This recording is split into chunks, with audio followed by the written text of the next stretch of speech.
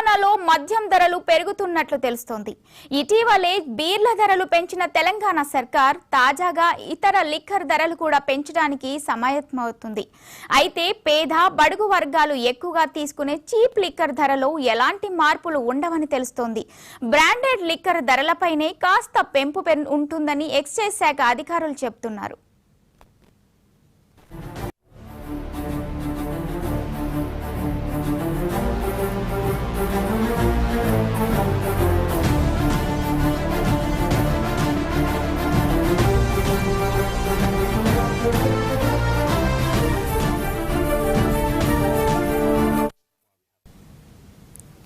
ప్రస్తుతం లిక్కర్ ధరల పెంపు అంశంపై మదింపు జరుగుతుంది.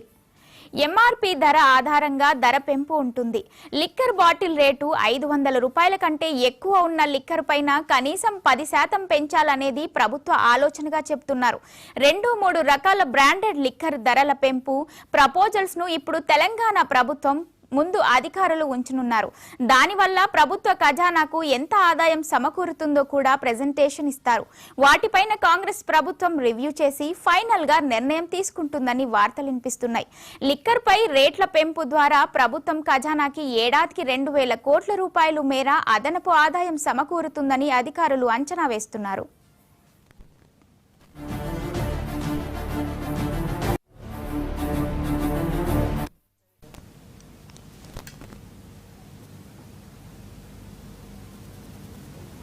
తెలంగాణలో ఫిబ్రవరి నెలలోనే బీర్ల రేట్లు పెరిగిన విషయం తెలిసిందే.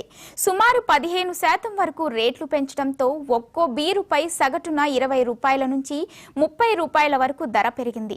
గతంతో పోలిస్తే ముడి సరుకుల ధరలు పెరగడంతో తెలంగాణ ప్రభుత్వం 5 ఏళ్ల తర్వాత బీర్ల ధరల పెంపు నిర్ణయాన్ని తీసుకుంది.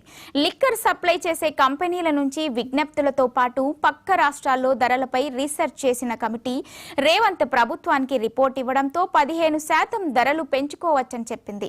కాగా మరోసారి మద్యం ధరలు పెంపు ఆలోచన మందుబాబులకు కాస్త కష్టంగానే ఉండొచ్చు.